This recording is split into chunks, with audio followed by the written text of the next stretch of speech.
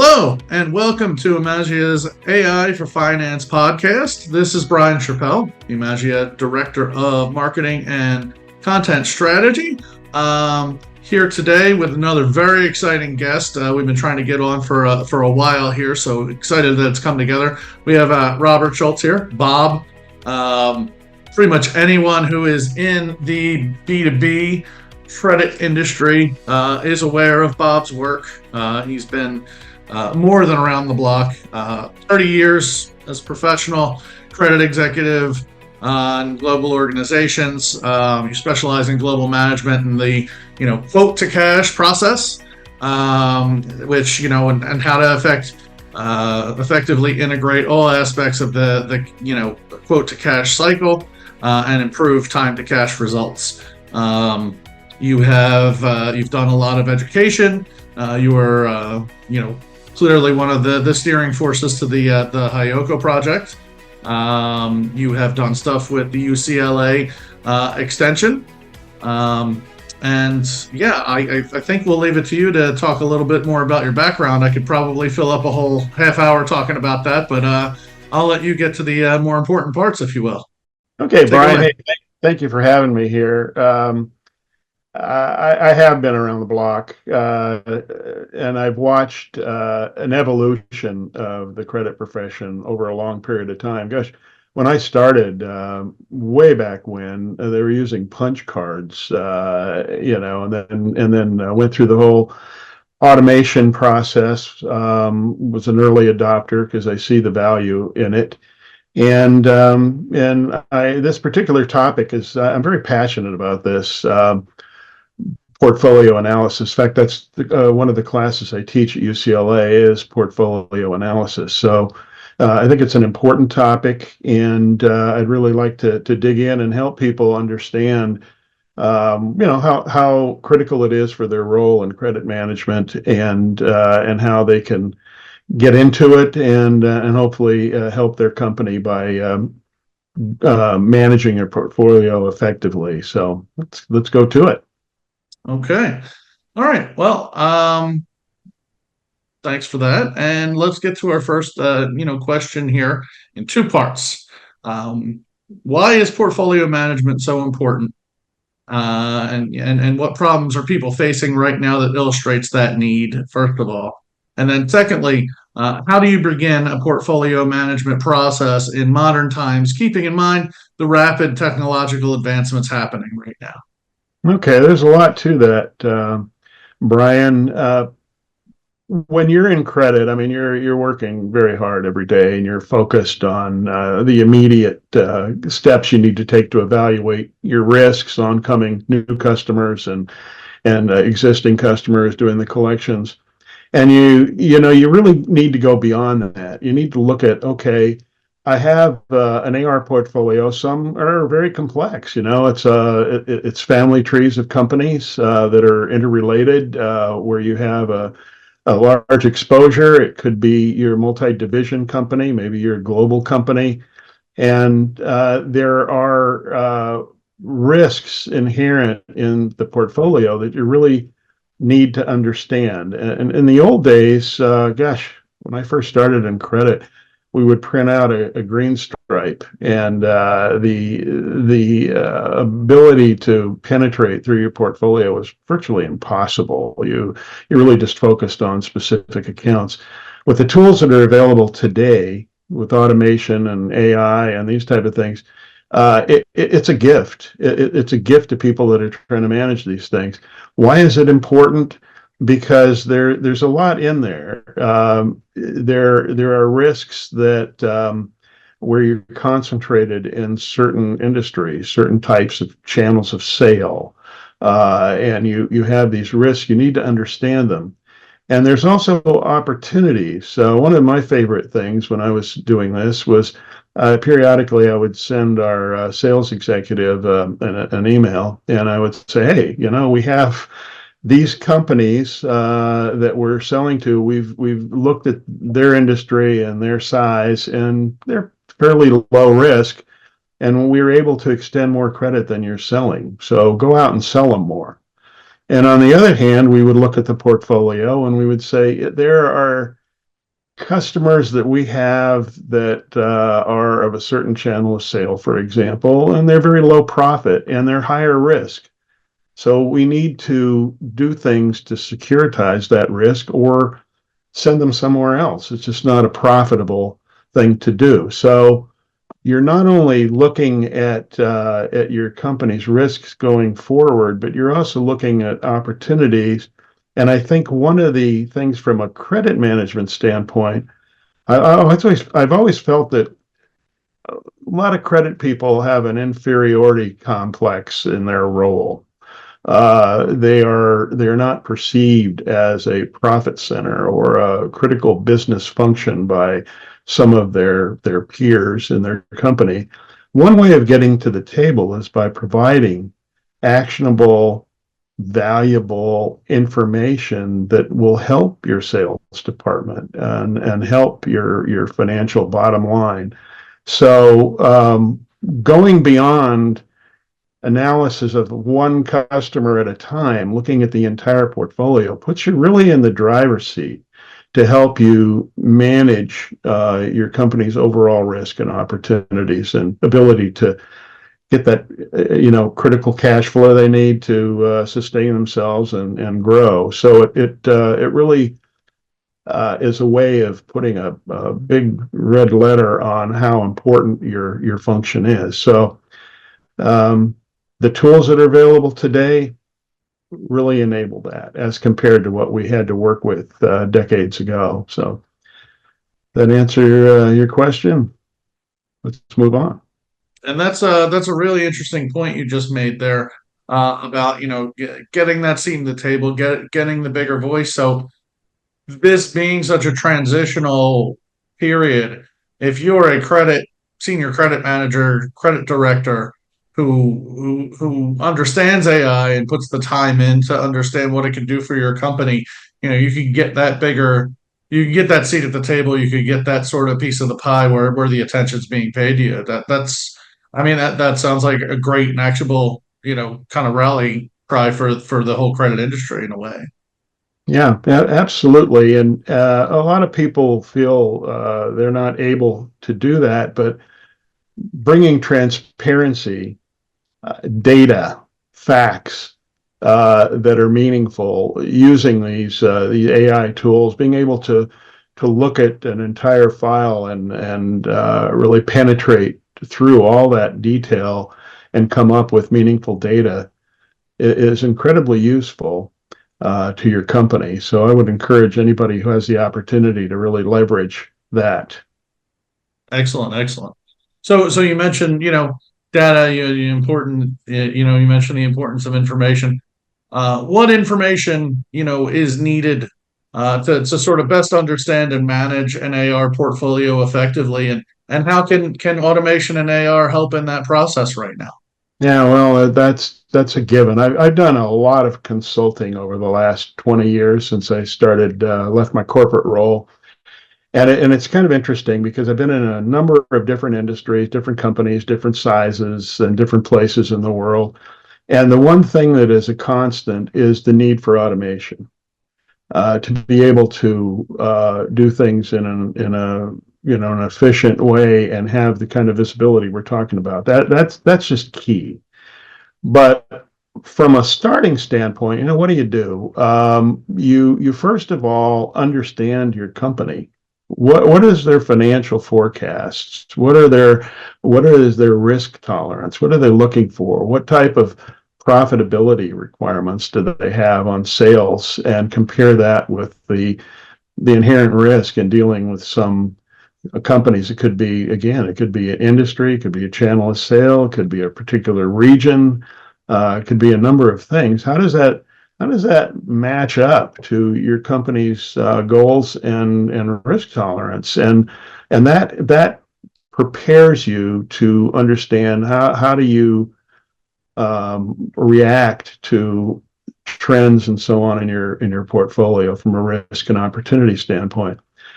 One of the things I've also noticed in virtually every company I've managed in and consulted with is the need for a clean customer master. It sounds really nerdy, but I mean, it's just as basic as that. Your customer master with duplications because of a little misspelling, or where you don't know your total exposure for a company or a family of companies. You don't know your exposure.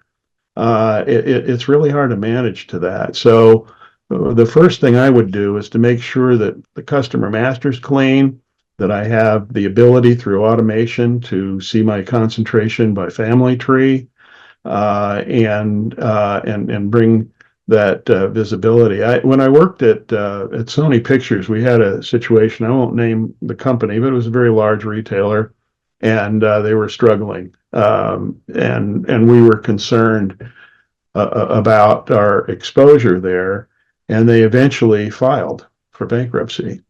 And there was a number of related companies. I was at Sony Pictures. Sony's a huge company. There was a lot of other U.S. based Sony entities that were exposed to that company. There was no way of determining up front exactly what the total exposure was. That's a sad situation. So, a clean customer master across your own division lines, your own corporate lines, understand who's selling to who and how much they owe you and what are the payment trends, and being able to be proactive.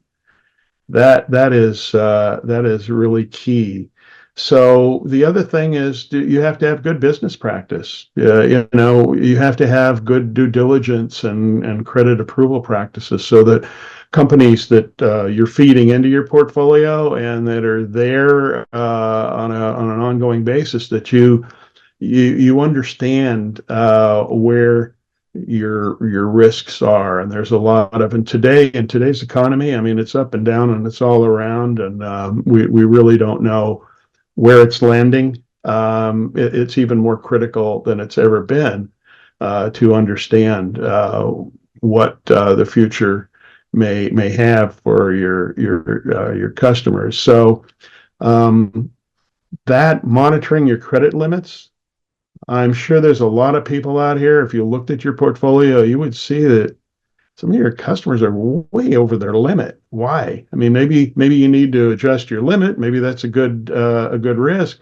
but it might not be. So you have to manage to your credit limits that you've established through due diligence and solid processes. And then this isn't a black and white situation. A lot of times you'll have a policy, you'll have risks that you're willing to take. Another reason to understand your company's risk tolerance, and you have a very facile exception process. All comes from looking at your portfolio, your total exposure, who you want to do business with, who you want to limit business with, who you want to securitize, et cetera, et cetera. So that's how I would begin, is to go through those steps. Good customer master, a lot of visibility into your trending, good processes up front in terms of credit approvals, and being able to make adjustments for business purposes that are within what your company is there, what their objectives are. Maybe it's an end of life product and you're going to go way beyond the credit line, just get it out of the warehouse. So having all this visibility, I think, again, puts you at the table. You're not the Dr. No department. You're what you should be, and that's a revenue enabler department, profitable revenue enabler. So, Okay. All right. So, with we mentioned a little bit about automation in the last answer. Why is automation in credit and collections such a critical element of portfolio management right now? well, I think it always has been. It's just not now. But what's available now, the tools are so much more robust than they used to be able to very easily look at your credit approval process, look at all the various sources of data, put it all together, model, and come up with a reasonable exposure that you're willing to accept. And then connecting the dots between collection and credit. That is something that is very critical, and today's tools enable you to do that. I mean, the collection deteriorates, and you're alerted on the credit side, or the credit deteriorates, and you're alerted on the collection side. So you can actually manage through this and anticipate where you have problems. So um, that, and just what I've already talked about, just the transparency that you can use to manage through as opposed to be reactive. The automation enables you to be proactive. The ability to have a group of people that are looking at common data on an account. In the old days, there's a lot of friction between credit and sales, just because sales didn't understand necessarily what was going on with their accounts. Today, you're able to really share a lot of that information with sales, so they understand what your decision making is all about, and they can assist in the process. They're not the enemy; they're your eyes and ears often. So the ability to share a lot of information with them that was very difficult in the past, I think is hugely valuable. Yeah, I mean, it sounds like that 360-degree view and sort of, like you said, different people having a seat at different tables maybe goes a long way. I mean, I remember back when I was with NACM National as recently as 7 years ago, and just talking to people all the time, credit managers all the time, and those relationships with sales that were good were hard to come by and few and far between, it seemed like at that time. So it's good to know that technology is in a way sort of bringing those worlds together, which can only have positive impacts on business. I would think. Well, and think about there are certain industries where there's a lot of deduction activity. And think about the ability to have workflows that are available today that weren't in the past. Just that alone, and the visibility on handling deductions, some of which most of the time they're legit, but oftentimes they're not, and it's money to be had, and the workflow aspect of today's technology to speed that process up, and think of the impact on customer service. Think of the impact on cash flow when it takes a long time to identify a legitimate collection that really was not a good, valid dispute. And again, looking at it from a portfolio standpoint, what's the administrative cost of dealing with some businesses where there's very low profit and there's a lot of deductions? Are the deductions because there's a financial problem and they're just avoiding payment? Is the deduction because they're legitimately being abused by your company? And taking a look at the cost. What I used to do, and I worked for a printer company for a number of years, I used to take this kind of information, which was very difficult then to get. Now it's so easy. But I would take this as they were preparing for pricing negotiations and say, look, here's the inherent cost in dealing with this company. And when you're considering what the pricing is, we either need to incentivize them to do better, or we need to bulk up our price because we're not making money. And it puts a credit person in the position of not being a credit manager. It puts that person as a business manager. So again, these are just all kinds of little examples of what you can do with this knowledge. But that's a hard example, and they used to be baked into pricing negotiations, and so on. So anyway, a little off topic, but having visibility to your portfolio as opposed to just looking at one customer at a time, it really opens up all these doors. Okay. We've kind of gotten to the ideas of why it's important to look beyond individual customers and to portfolios as a whole.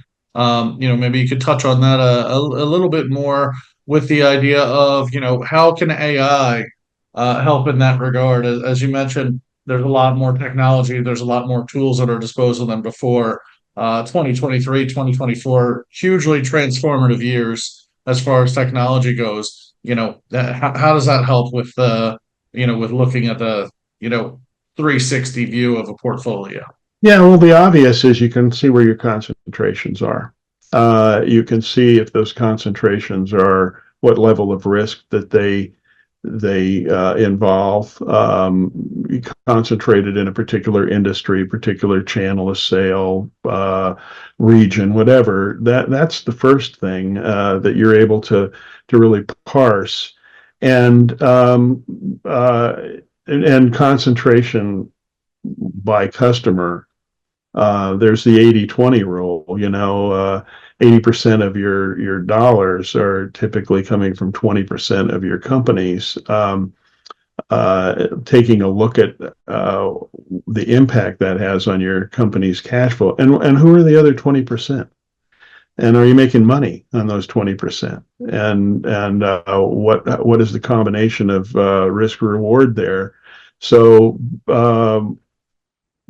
visibility to that is incredibly important, and also understanding where there are in certain segments where there's a cyclical risk. Are they going to survive a season, or are they going to go bankrupt in January, February because they had a bad season, and you're able to. One of the things I did looking at this type of information that I thought was really value added to my company was we'd look at certain segments in retail, for example, and we would look at what our level of exposure was, and then we would drill it down to certain companies, and we would analyze what's the level of risk of them surviving a year from now. And where we thought it was a pretty high risk that they weren't going to survive, but they were highly profitable. See, if you don't understand the value to your company that those customers represent, you can't manage to it. But we understood they were highly profitable, and we could do a calculation. Okay, if we sell to them over a period of a year, we're going to get X profit, but we're going to manage the credit line strategically so that when and if they file in February, we have made more profit than we're going to write off. Now, it sounds really counterintuitive to a lot of credit people. That's business. That is business. So having that type of visibility really enables you to work with your CFO, your treasurer, your salespeople, et cetera, to manage that type of exposure for the benefit of your company. So it's another thing is, the looking at cyclical. Another thing I did that was interesting, and it's a different kind of portfolio. Supply chain. What did we just go through the last 2 years? I mean, it's you talk about technology, being able to look at not only your customers but your supply chain, another critical element of your company, and understand what the risks are there and how you manage your suppliers. A little off topic for AR portfolio, but from a credit management standpoint, to me, it's equally important. I went through that in one of the companies I worked for, and believe me, it was high five in the hallways with our procurement people after they had a really bad experience with a critical supplier. So another thing that brings credit people into being business managers. Okay, so you've you know walked us into the idea of mitigation of portfolio risks and necessity of portfolio risks. So what what do you suggest to kind of do the best kind of mitigation possible for that risk. And again, how is AI, in people's hands now, kind of able to help credit professionals, CFOs, and on down the line, in ways that they didn't have, at their fingertips before. A number of things, benchmarking, looking at trends, bringing, surfacing up issues that you need to do a deeper dive into for certain segments or even certain customers. And then again, I think the role of credit management is to facilitate profitable sales. It's not to inhibit them. You want to be perceived, and you want to act in that direction, particularly with sales, because that's how you get cooperation from them. They realize you're a partner, you're not an adversary. So when you see that there are risks through the access to information that you have, then you act accordingly, and you come up. I think every credit person should have a tool bag with, okay, I can do any number of things to mitigate the risk of with my customers. UCC filings, personal guarantees are the ones that are typically used.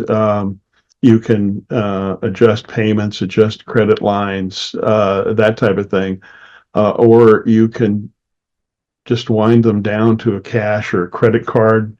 Now through the modern payment methods, there you can facilitate payments a lot easier. God, in the old world, remember there's a very big retailer that I had clients deal with, and also in my own experience, where you had to manually apply reams and reams of payment information, literally manually. People would just, I don't know how they lived through it, frankly, just grinding day to day, just doing key input. And it could take weeks before you really understood what invoices were paid, what invoices weren't, and you could initiate the collection on an account. Today, with the modern payment methods that we have and the ability to leverage automation, you speed up that process exponentially, and you can really understand what the status of open items really is. That's another big win, through automation. Anyway, I don't want to be repetitive, but I think you grasp. I mean, you use these tools, and it enables you to react in a proactive way, either through some form of securitization or whatever. The other thing is when you have a weak customer, and you feel that they're going to survive based on information that you've gathered, and you owe you money, then there's other things like promissory notes where you can create a situation that is both an advantage to your company, because you can continue to sell to this other company that you feel is creditworthy enough to survive, and it also gives you some assurance that you can accelerate payments and go after them pretty quickly if they miss a milestone. So there's a whole bunch of things, Brian, that you can do to really manage through the risk. Wow, that was all great stuff. I know we're kind of running low on time here, so I guess we'll just finish up with, if you have any parting shots or closing things that I haven't gotten to, regarding AI and finance and credit, that you think are things that people should keep front of mind right now, and should be doing their best to become as educated on as possible. Anything you can think of? Absolutely. First of all, realize the value and importance of your role. You're a profit center. You're not a cost center if you're managing credit properly. And there are so many things you can do to benefit your company, facilitate profitable sales. don't be afraid of technology. I mean, I've implemented a number of automated, more than I can count, automation solutions, and there is an inherent reaction from a lot of people to be scared of it, not adopt it. They're used to something and they want to continue using it. And we had 10 more minutes. I've got some wild stories I could share, but don't do that. Be proactive. Walk into it. Take advantage of these solutions because you just don't know. From a guy who's been around a long time, you don't know how lucky you are. You have no clue how lucky you are to have these tools available to you. So really pursue it, adopt it, evaluate where it's useful to you, and go for it. And that it'll help you in your career, it'll help your company, and it certainly will be very helpful to the people that work for you if you're a management level individual. Okay. Well, great stuff. Bob, thank you so much for joining us. We'll have to do this again soon. And thank you, everybody who tuned in today to the Emagia AI for Finance podcast. We'll be back in about 2 weeks with another insightful episode. So have a great day and good luck.